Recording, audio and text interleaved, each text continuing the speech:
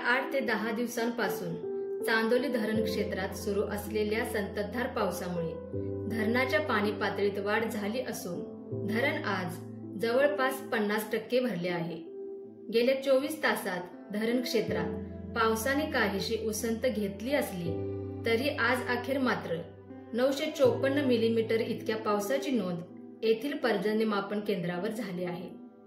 34.40 TMC पाणी साठवण क्षमता असलेल्या चांदोली धरणात 489.57 दशलक्ष घनमीटर म्हणजेच 17.08 टीएमसी पाणी साठा झाला आहे।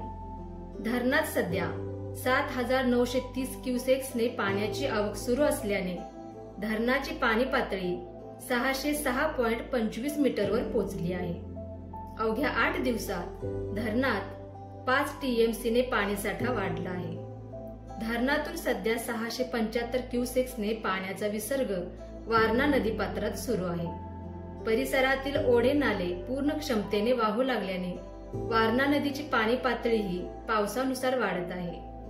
चांदोली धरण व चांदोली अभयारण्य पर्यटकांसाठी बंद करण्यात आले असले तरी कड्या कपारीतून धो-धो कोसळणारे धबधबे व पावसामुळे हिरवाईने नटलेल्या परिसरातील डोंगर रांगा पाहण्यासाठी या परिसरात सध्या पर्यटकांचा ओघ वाढू लागला आहे।